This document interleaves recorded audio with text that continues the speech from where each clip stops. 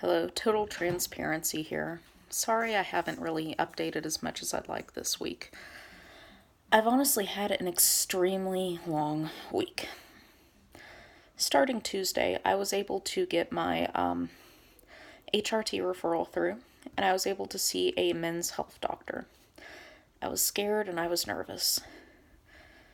But they put me on testosterone, and I'm currently waiting for my prescription. On Wednesday, sorry, Ouija's here. Say hi, Ouija. Ouija. You need some Ouija in your life. Hi, honey. Sorry, cat guy. But starting Wednesday, I was able to file my court case against the circuit clerk to change my name. I have officially petitioned the court and it is ran in the paper. My new legal name will be Ash Patrick Shade. The reason I picked that is because it was something my parents were going to name me, was Patrick. I was originally going to go with Phoenix, but I realized that my trauma doesn't define me. I want to live a normal life, and I don't want to have that on my legal records forever, that I am traumatized and I am a suicide attempt survivor. I've moved on, and I really do deserve better. So my court hearing is August 5th with a judge and the Cabell County Circuit Clerk. I'm really excited, and I'm really nervous. After that, the physician I'm seeing, I won't give her name, to protect anonymity for a lot of different reasons.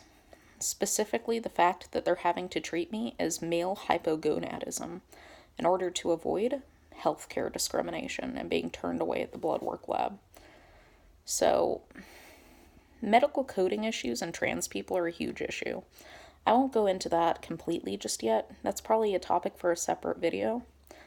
But anyways, she signed off on my DMV papers to change my gender marker.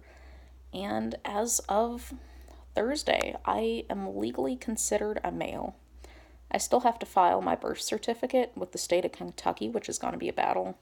Good old Kentucky stan. But as of now, in this jurisdiction, I am male, and God, seeing that made me sob. I've been waiting for this for years and years and years. So lately I've just been calling to make sure the pre-authorizations on my testosterone go through. I'm going to be going on the gel because the doctor thought it was the safest first try. Worst case scenario, or if that doesn't work out, I'm probably going to go on the testosterone shots. But we're going to see what happens first, and I go back for my blood work in September, actually. Until then, I have a lot of legal matters to resolve, so I can talk to the insurance and get treatment as a male. And there's a lot of legalese involved. Nobody really explains how difficult it is to be trans and how much it really costs to medically transition. How much it costs to change your documents or your name. Just this week alone, I've spent $300 on my transition. This is not including the $2,000 of psychotherapy bills I had to pay due to having a high deductible. But it's really working out. Things are progressing and moving fast, and I've just had pure chaos this week. It's good chaos, and I'm embracing it because it's a million times better than what was. But transitioning is legally complicated, so I'm currently waiting on my court case and waiting to pick up my testosterone. I will be filming my first dose of this when this happens, but until then I'm just waiting on my insurance company to authorize it. And the doctor has sent in the pre-auth, so it's just balls in their court right now. I have to wait. And that sucks. I've budgeted for $150, but there's a good possibility it could be anywhere from $10 to $0 to get this, as I do have one of the better private health insurance companies.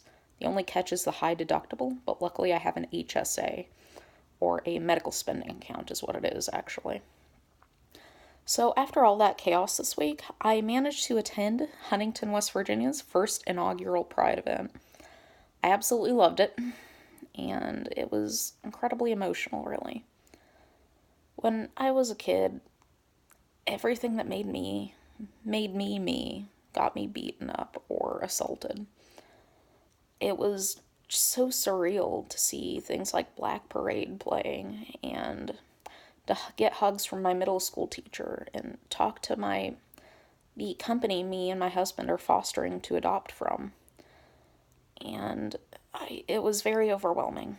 We did counter protest against the counter protester by making a wall of peace, which we'll go into in a separate video, but it was amazing.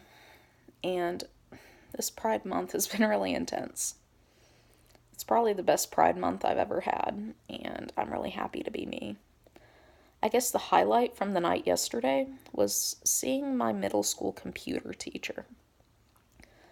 She took a minute to recognize me, but I waved because I really wanted to say hi, even though I was in the protest line. And she hugged me and said congrats on transitioning. 16 years ago, that was a bad thing. Being trans was something that got you beaten up. So, after this week, I'm absolutely positive I did the right thing by getting treatment. I'm absolutely sure of it, because I realized I can't live forever. I'm running out of 9 lives, and I'm not going to be a survivor forever if I keep on the same road. So, going through this medical transition has probably been one of the most important events in my life. My husband's supportive, and I'm surrounded by friends and family. In fact, I'm even going to see my family this weekend, or extended family. They used to be previously homophobic and really didn't like me, but they're in their twilight years. One of them's 90, and they said that, we love you anyways. I told them, look, I'm never going to challenge your faith or take your Christian faith away, because it's important to you, but her words to me were, just know that I love you anyways. Whatever you do, don't eat pork. You'll have a heart attack and die because it's a sin according to scripture, and I just want you to live to 90 as well. Be still, my heart. So I'm just updating you all to check in on my progress. I will be updating you all as court dates come in, as medical things continue to advance and progress. And I'm probably going to be doing a vlog on transgender people and compulsive heterosexuality. For example, the claim that in order to be a real man, I must like women, and I must have sex with women, and I must date women. That is not the case.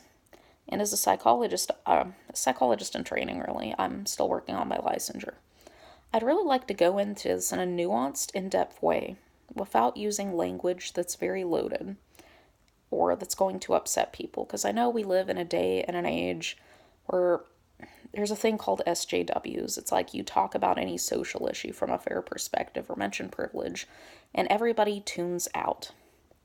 So I'd like to articulate my thoughts in a fair, nuanced, and non-loaded way that makes sense to everyday people, whether they be cisgender or trans, etc.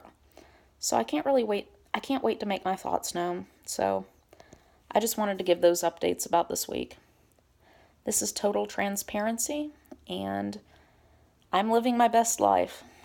I'll keep updating you as things come in. See you later, alligators.